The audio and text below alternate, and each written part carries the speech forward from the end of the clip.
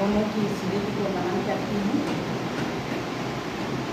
ये बड़ा सुदर्शन है, बहुत अच्छा अंक है और इसके अंदर बाहर देख रहे हैं वो अंदर भी है।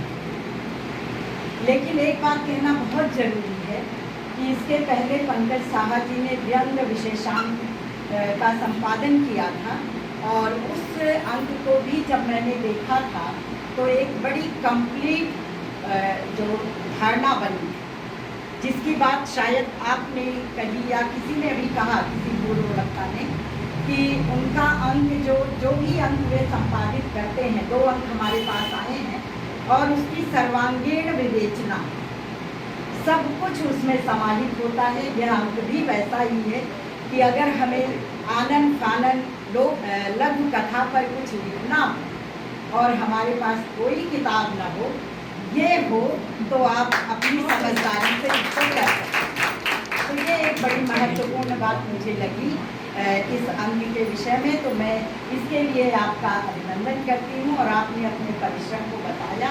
हम सभी लोग जानते हैं कि एक अंक निकालने में कितना अधिक परिश्रम लगता है और ख़ासकर जब वो विशेषांक हो तो विशेष सामग्री आपको जुटानी पड़ती है, उसके लिए बहुत तरह की चीज़ें आपको करनी पड़ती हैं। तो आपका अभिनंदन है और मीरा दी को साधुवाद देना, अभिनंदन कहना, ये बहुत छोटी चीज़ें होंगी तो वो न कहा जाए। बस आप ऐसे ही अनवरत रहें, व्यस्ती रहें, हम सबको दिशा देती रहें, यही काम है, यही हम लोग चाहते हैं। बात हो रही है लघु कथा। तो 2-1 बातें जो अभी आप लोगों ने कही हैं उसमें थोड़ी सी, सबसे पहले जो लेटेस्ट हमने सुना है कि किताबें बिकती नहीं हैं, ये मुझे लगता है कि ये एक शाश्वत प्रश्न है और इसका हर युग अपने समय में अपने ढंग से अपनी तरह से उत्तर ढूंढता है। आज ऐसा नहीं है कि किताबें नहीं बिकती हैं, किताबें भी खूब बिकती हैं, पढ़ने वाले भी खूब पढ़ते हैं और जो नहीं पढ़ने वाले हैं वो नहीं पढ़ते। तो सही जगह सही चीज़ों का सही समय में पहुंचना ये ज़रूरी है और यही होता है। एक पाठक जो है वो किताबों को सूंघते हुए जाता है कि कहाँ किताबें मिल रही हैं, वो लेता भी है, पढ़ता भी है।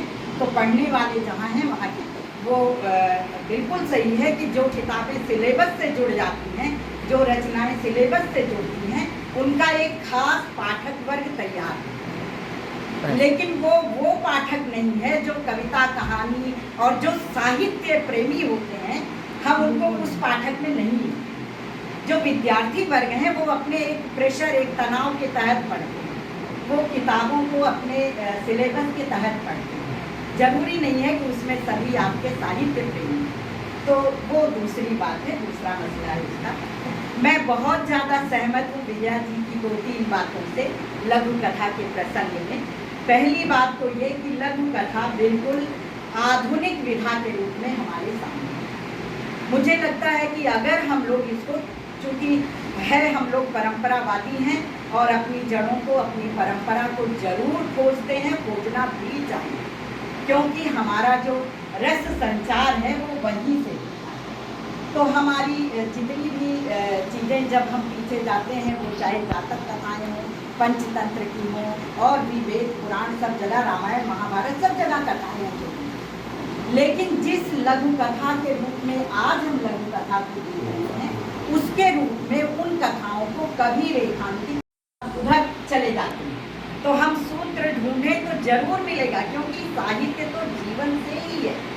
जीवन तब भी है, जीवन अब भी है, चीज़ें सब हैं, वही चीज़ें, बहुत कुछ आमूल परिवर्तन ऐसा, अब हम चौपाए नहीं हो गए हैं, हम जैसे थे वैसे ही हैं। तो समस्याएं वही हैं, चीज़ें वही हैं, लेकिन उनका रूप बड़े अनोखे अनोखे ढंग से हमारे सामने आता रहा और उसी रूप में इसे रेखांकित करना चाहिए। अगर हम स्त्री विमर्श की बात करते हैं, स्त्री विमर्श बिल्कुल नई घटना है, लेकिन अगर अब हम इसको ले जाएं गार्गी, मैत्रेयी और उस संदर्भ में उससे जोड़ने लगे तो जो थोड़ा सा औचित्य और अनौचित्य वाली बात आएगी। मुझे लगता है कि लघु कथा को भी उसी ढंग से देखा जाना चाहिए और आज के रूप में, आज के समय के ढंग से जिस प्रकार की आ रही है इसको उसी रूप में लेना चाहिए। दूसरी बात, मैंने कहा कि मैं विद्या जी की 2 बातों से सहमत हूँ। दूसरी बात ये कि ये बहुत संभावना से भरपूर।